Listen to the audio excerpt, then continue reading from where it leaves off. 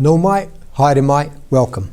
I'm Bruce Munro, and with me is International Relations Specialist Professor Robert Patman, and this is Global Insight. Tomorrow marks the 5th anniversary of the Christchurch mosque attacks, in which 51 people died at the hand of a lone gunman who had been radicalised, largely online. Welcome, Robert. Morning, Bruce. 5 years on from this horrific terror attack, what has changed? Well, quite a lot for New Zealand. I think one of the key lessons of that appalling event was that it doesn't matter if you are relatively isolated in geographical terms. New Zealand, being in that case, is not exempt or immune from the narratives of hate and violence which have been manifested in other countries and have led to acts of terrorism. And I think that brought it home. We are, living in a truly interconnected world. Right. And so did anything else change out of that? Yes, quite a lot of things. First of all, we put, the then Prime Minister, Jacinda Ardern, put a quick ban on automatic weapons. That was passed relatively quickly with a political consensus in the Beehive. In addition, there was, I think, a commendable initiative called the Christchurch Call to curb online extremism. And one of the big high-tech giants that really took this up seriously then, when it was introduced, was Twitter. Unfortunately, Twitter's now changed hands, has become known as X. It's under Elon Musk. And many of those people who were hired to filter out narratives of hate and intolerance have subsequently lost their jobs. So Twitter has reverted back a little bit, and Facebook never really responded that seriously to the Christchurch call. Nevertheless, I think it's important to keep the pressure up, and the Christchurch call symbolised an effort by 55 countries to curb online extremism. It's a bit like maintaining law and order, isn't it? You can't catch every criminal, but you wouldn't suggest scrapping the laws. I think the Christchurch call performs an important role and should be strengthened. And it's striking that the Trump administration, which did not join, when Mr. Trump was president between 2017 and 2020. Nevertheless, his successor, Joe Biden, his administration did. So it's a good example of how a relatively small country in partnership with a middle power, France, under Mr. Emmanuel Macron, have introduced quite an important attempt to try to curb extremist language on the online forums. And the online forums are very important because we know that the person responsible, Brendan Tarrant, for carrying out the atrocity in Christchurch was in 2019 was radicalised online.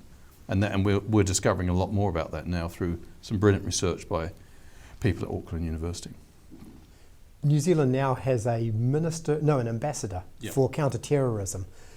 Who are they and what's their job? The person concerned is Miss Cecile Hillier, and she is a senior official within MFAT for international security. I think she's head of the Centre for International Security in the Ministry of Foreign Affairs and Trade. I think her job is to interface with other heads of counter-terrorism which are scattered throughout many other countries, particularly liberal democracies. So it's an important role because it recognises that countering terrorism is not just a national issue, it's truly transnational. And there has to be an international response. In a sense, the challenge of transnational terrorism is a bit like climate change or COVID-19. The problem doesn't recognise borders, as we found out to our great cost in 2019. And you do need truly strong, self-interested international coordination to deal with the problem. We experienced terrorism 5 years ago and we responded to it. How do you rate our government's response to what's happening in Gaza right now? In substantive terms, mixed. I think in declaratory terms, I would say it's muted. I've been disappointed by the fact that our country hasn't been more forceful in speaking out against the breaches of international law that have occurred, both with the appalling terrorist attack, but also from the Israeli response under Netanyahu, which shows scant regard for humanitarian law. I think at the very least, our government should have been urging the United States, and it still has the time to do this, to rethink its position of unconditional support for Mr. Netanyahu's policy, in his own words, of mighty vengeance in Gaza, which has cost the lives of 30,000 Palestinians, and it's rising day by day. And some people have been killed simply trying to acquire food at feeding stations, as we've heard overnight.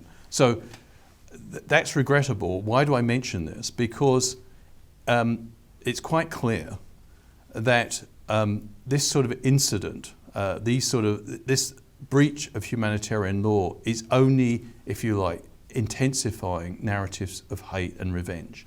In short, America is arming an attempt to annihilate Hamas, but in doing so they may be politically boosting Hamas, and they are killing a lot of people, innocent people, in the process. We shouldn't forget that 4/5 of the munitions that have killed the 30,000 Palestinians have come from the United States. So we, as a fellow liberal democracy, owe it to a close partner and friend to speak out candidly, because it's not just an American-Israeli problem. And the conflict between Israel and the Palestinians is a global problem of global ramification. The danger is the continuation of the present course by the Israeli government is going to lead to further acts of extremism in the Middle East and perhaps beyond. But so that's a big worry. And so I think we haven't really fully absorbed the lessons of the Christchurch terror attack. One of the big lessons, which was underlined by the former government, was the need for social inclusion to tackle injustices at home, but also to speak out about injustices overseas. And the Palestinians have historically been treated unfairly. They've been living under a period of occupation, and the international community has remained rather silent, and it still remains rather silent, as many innocent Palestinians, including 13,000 children, have been killed since the 7th of October. Now, this sort of scenario that we're seeing unfold in Gaza is precisely a sort of scenario where New Zealand, as the voice of reason, hopefully, and a country which has experienced horrific attack of terrorism against targeting its Muslim community, we should be in a position to speak out forcefully on this issue, and I think we should do. Thank you, Robert. And thank you for watching. Catch us next time on Global Insight. Te pono me te aroha.